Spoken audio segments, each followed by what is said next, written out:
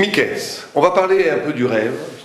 C'est un sujet qui est très peu traité, mais qui est fondamental dans la Torah. Vous savez que le rêve, dans la Kabbalah et dans la Torah, c'est la voie royale qui amène vers l'âme. C'est aussi, bon, le Harizal dans la Kabbalah nous dit que c'est comme les mochim, l'intelligence est annulée. C'est aussi une sorte de jungle. Ça, la Torah avait déjà prévu le fait que quand le contrôle de l'esprit tombe, il y a toutes les pulsions aussi qui reviennent. Mais c'est aussi dans le sommeil, dans l'abolition de l'intelligence, la voie royale qui mène vers l'âme et vers la prophétie. Alors pourquoi? Alors il y a un midrash qu'on ramène souvent, que les gens connaissent, mais qui est très très important, où on dit que quand l'enfant est dans le ventre de la mère, il étudie toute la Torah. Et il a une bougie sur le front qui éclaire le monde du début jusqu'à la fin.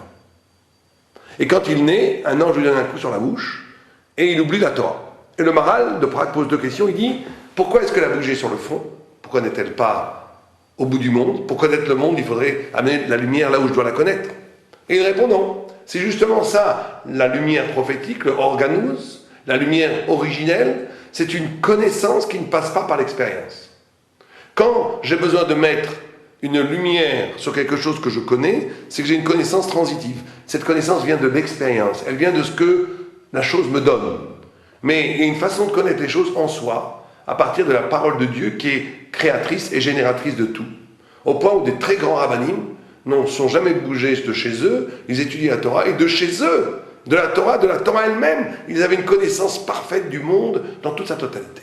Aussi bien de la physique, des mathématiques, de l'âme humaine, de la psychologie, de la psychanalyse, de tout ce que vous voulez. Et donc ça, c'est ce qu'on appelle, cette lumière sur le front, la lumière infuse. Et justement, quand la science infuse, quand l'enfant naît, on lui donne un claque sur la bouche, et le Maharal de Prague pose une deuxième question pertinente. Il dit: pourquoi la bouche? Il dit: quand quelqu'un naît, il accède à la parole. Et c'est le fait même qu'il accède à la parole, un enfant dès qu'il naît, il va devenir un être parlant. Même si ça lui prend un peu de temps à apprendre à parler, mais il est déjà dans le monde de la parole. Et c'est parce qu'il rentre dans le monde de la parole qu'il oublie toute la Torah. Parce que la parole, justement, elle est en essence cette connaissance, ce qu'Élie, cet instrument qui définit les choses à partir de l'extérieur, à partir de l'expérience. Et donc, quand on dort et quand on rêve, on retrouve 1/60, nous dit les textes, de cette lumière divine, de cet organous, de cette prophétie. On retrouve 1/60 d'un savoir qui ne passe pas par les arcanes du monde, qui ne passe pas par les catégories de l'être qui sont un masque par rapport à la vérité en soi, vous comprenez? Le monde créé est en même temps un masque, et bien sûr que le masque scintille et luit de vérité extraordinaire. Il faut passer par le monde pour comprendre la vérité. Ça, c'est pour ça qu'on reste éveillé la plupart du temps. Mais il est important de dormir tous les jours, parce que en dormant, je rejoins une dimension de la connaissance qui n'est pas dans le masque et qui n'est pas dans le travail, de ce qu'on appelle le travail du tikkun, de la réparation, de reconnaître la vérité dans le monde d'ici-bas, qui est la fonction même du juif, bien entendu.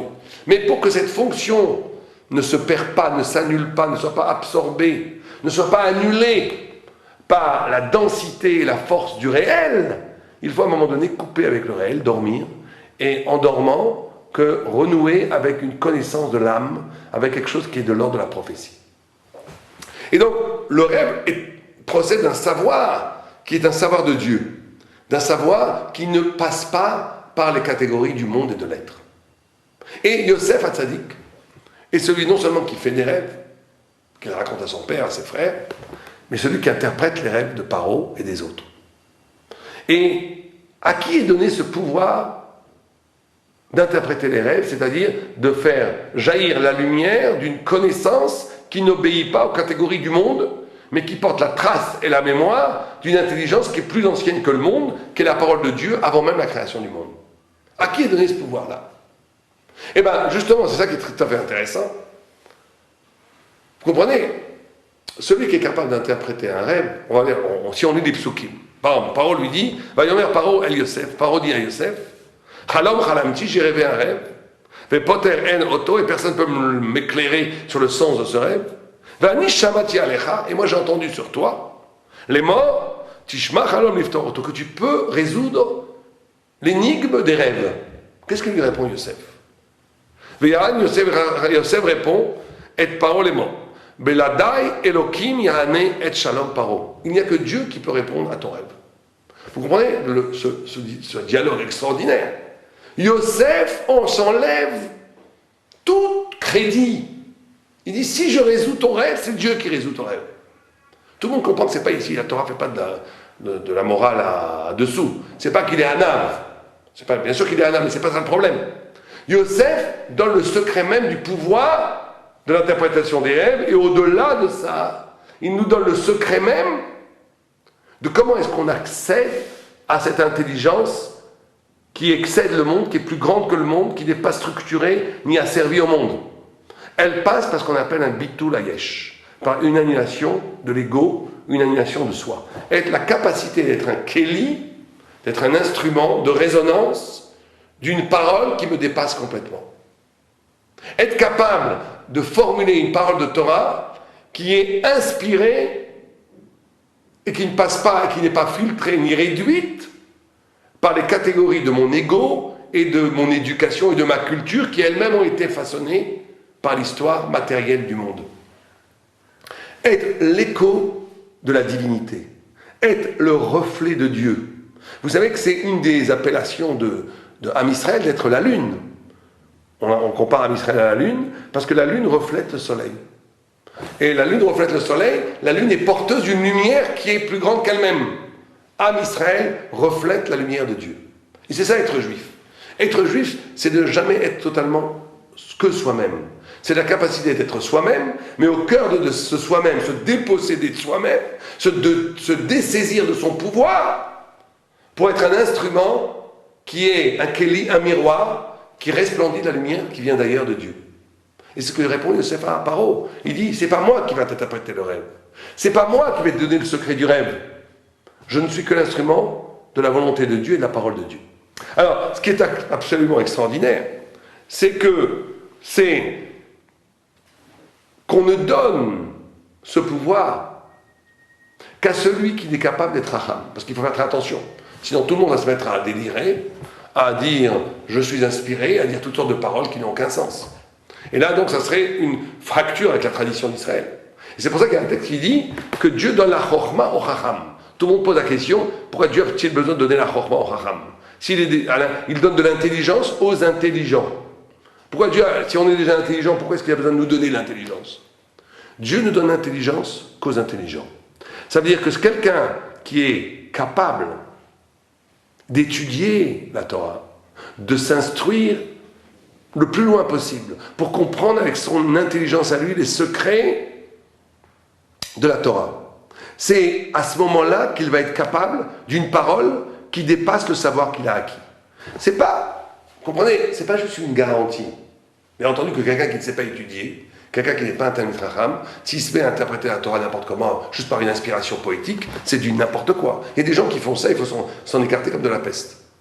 Quelqu'un qui ne sait pas étudier, qui commence à interpréter la Torah à partir de ses propres émotions et sa propre poésie intérieure, même si des fois par hasard, et j'en ai connu des comme ça, ils peuvent arriver à une idée intéressante, le tout ne vaut rien, il faut s'en écarter.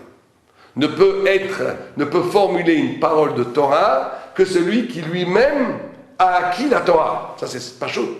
Mais là, on nous dit quelque chose d'extraordinaire. C'est que celui qui a acquis la Torah ne peut formuler une vraie parole de la Torah que s'il est capable de se dessaisir de ce qu'il a appris. Alors, ça veut dire quoi? Ça veut dire que quelqu'un qui connaît, vous savez que c'est comme ça quand on étudie vraiment la Torah, et à un moment donné, on dit le vrai pshat, on dit le vrai reflet de vérité de ce qui est étudié, à partir justement d'un abandon de ma maîtrise du texte. C'est comme à un moment donné, je reçois. Je reçois de Dieu cette vérité que je dis. Mais vous comprenez, c'est parce que quelqu'un est arrivé, après des années d'efforts initiatiques, à dominer le savoir thoraïque, que dans une sorte d'annulation d'humilité apparaît la Torah qui lui est donnée par Dieu.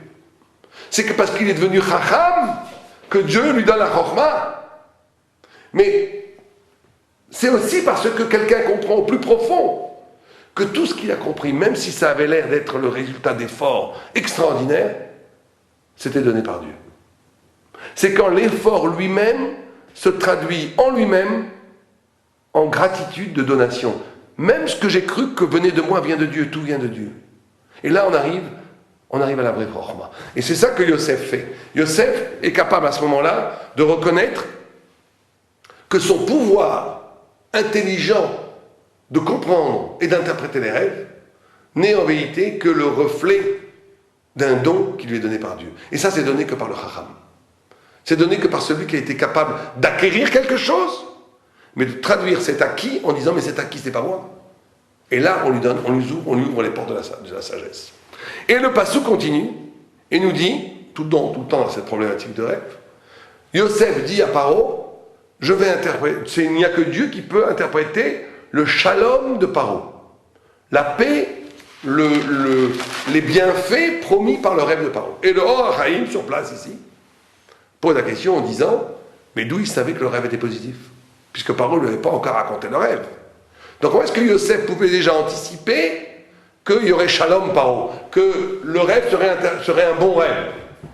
Et répond le Or Haïm, il dit parce que le rêve va d'après la paix. C'est très connu, que Maran Abrachot, 9e Pérec, qu'un rêve a une influence sur le monde, principalement à partir de l'interprétation qu'on en fait. C'est pour ça, derrière Hagav, que c'est très important de ne raconter ses rêves qu'à des gens qui vous aiment beaucoup. Parce qu'ils vont interpréter positivement le rêve. Si vous racontez vos rêves à quelqu'un qui ne vous aime pas, ou plutôt qui est pessimiste dans la vie, et qui va interpréter le rêve négativement, et bien l'interprétation du rêve va avoir une influence encore plus grande que la nature même du rêve. C'est pour ça qu'il ne faut raconter ses rêves qu'à des gens qui sont positifs et qui vous aiment.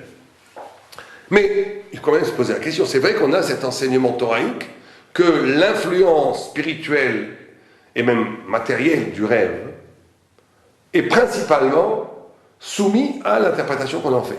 Pourquoi? Si le rêve est un 60e de la prophétie, pourquoi est-ce que ce rêve serait-il efficace et ses affects seraient-ils dus au fait comment je l'interprète? Si c'est une prophétie, c'est une prophétie. Et nos sages nous enseignent la chose suivante. Ils nous disent, d'abord ils nous disent que cette problématique de l'interprétation qui modifie l'influence du rêve, elle est liée à la liberté humaine. Vous savez que on avait parlé ça dans un cours précédent sur le déterminisme, que l'homme né déterminé, l'homme né avec un certain degré, un coefficient intellectuel, avec un mazal de richesse, avec une puissance physique, etc., mais il a la liberté de s'en sortir. Un homme peut naître pauvre, mais s'il est Samer Bechelko, il s'appelle Achir. En même temps, il ne va pas devenir Crésus, il ne va pas devenir Rothschild, mais il va vivre au cœur même des éléments qui lui sont donnés de façon complètement riche, comme un roi. Il va vivre de façon royale, avec le peu qu'il a. C'est ça la liberté. Je ne vais pas transformer mon compte en banque de millions de dollars, mais les petits milliers d'euros que j'ai, ça me suffit pour être heureux. Donc je suis un prince. Et à l'opposé, quelqu'un qui est très très riche, mais qui vit dans le manque, va être pauvre, parce qu'il va toujours vivre dans le manque. C'est pareil avec le savoir. Quelqu'un il peut vivre avec un petit coefficient intellectuel, mais s'il apprend mi-ou chacham, alomène Nicolas Adam, qui est intelligent, celui qui apprend tous les hommes, s'il passe sa vie à s'intéresser aux autres, à faire des passerelles de lumière entre sa propre intelligence, même modique, avec l'intelligence des autres, il va être enrichi par ça, il a choisi d'être intelligent, il va devenir très intelligent. Alors que quelqu'un qui est né avec un coefficient intellectuel énorme, mais qui se coupe des autres, va devenir à la fin complètement idiot, imbu de lui-même. La liberté l'emporte sur le déterminisme. Et bien c'est pareil dans l'interprétation des rêves. La façon dont mes rêves me sont donnés, les signes spirituels me sont donnés, Dieu dit c'est ces signes spirituels. C'est ça qui était prévu. Il y a une prophétie qui est donnée en rêve. Mais de la façon dont je l'interprète, c'est ma liberté, ça va l'emporter sur le déterminisme des signes. Et ça c'est extraordinaire. C'est un chidouche encore plus grand que le déterminisme dont on parlait tout à l'heure. Vous savez que c'est une couche du Ramban. Le Ramban ne comprend pas pourquoi Abraham Avinu dit à Dieu, je n'aurai pas d'enfant, alors que Dieu lui avait promis d'avoir des enfants. Et il dit, Dieu lui a fait tellement de miracles, Dieu l'a sorti du feu, de la fournaise ardente, Dieu lui a fait gagner des guerres contre les rois. Or, avoir des enfants, c'est pas un très grand miracle, il aurait pu croire que Dieu peut lui faire avoir des enfants, c'est quand même moins un miracle d'avoir des enfants que d'être plongé dans une fournaise ardente qui fait 5000 degrés, de s'en sortir sans une seule brûlure. C'est la couche du Ramban. Le Maral de Prague dans Gvurot Hashem, 7e chapitre, répond que non. Il dit c'est une vision superficielle des choses. C'est un plus grand miracle d'avoir des enfants pour Abraham. Pourquoi? Parce qu'il dit ne pas être brûlé, c'est quelque chose, on est dans le monde de la matière. La matière est donnée au changement. La matière, un jour c'est comme ça, un jour c'est autrement. La matière change. Alors qu'Abraham avait vu dans le mazal, dans les astres, dans l'astrologie, qu'il n'aurait pas d'enfant. C'est-à-dire qu'il avait vu dans un schéma spirituel qu'il n'aurait pas d'enfant. Changer ça pour Abraham, c'était un miracle pratiquement impossible. C'est pour ça que Dieu doit le sortir des étoiles. Et donc il dit, pour le vulgaire, on a l'impression que de sortir de la fournaise ardente, c'est un plus grand miracle que d'avoir des enfants. Mais pour celui qui sait, avoir des enfants alors qu'il était prévu spirituellement que j'en aurais pas, c'est un miracle infiniment plus grand que d'être sauvé et d'être rescapé de la fournaise ardente. Eh bien, c'est pareil ici. C'est pareil ici. Il y a des signes spirituels qui nous sont donnés, qui sont des déterministes spirituels. Dieu annonce dans un rêve, l'on allez-nous, qu'il va se passer quelque chose de pas forcément très sympathique. C'est un déterminisme spirituel encore plus fort même que le mazal. Mais Dieu nous dit, la liberté humaine va jusqu'à là. Tu as la possibilité, en interprétant et en donnant le pshat de ces signes spirituels, de les changer complètement. Alors ça va se passer, mais ça va se passer de façon positive. Ça va se passer de façon positive. On a promis on a vu dans un rêve qu'on allait perdre tout son argent. On va l'interpréter qu'au contraire, on va devenir plus riche. Eh bien, on va devenir plus riche parce qu'on a interprété comme ça. Simplement, qu'est-ce qui va se réaliser? Que quand on a perdu son argent, plus personne ne s'intéresse à vous. Eh bien, les gens qui vous voulaient du mal ne s'intéresseront pas à vous. Voilà comment j'ai renversé une prédiction négative en prédiction positive, où le négatif lui-même devient un positif. Tout dépend d'interprétation. Mais il y a un autre niveau encore peut-être plus intéressant, plus profond. C'est que cette interprétation, elle doit être donnée à un autre. C'est-à-dire que le fait d'avoir confiance en l'autre, le fait de soumettre sa vie, son inconscient, son âme, ses rêves, à la lecture d'un autre, d'un proche, c'est ça qui crée que je suis sauvé, que je m'arrache du malheur. La capacité de faire confiance à l'autre, c'est la capacité de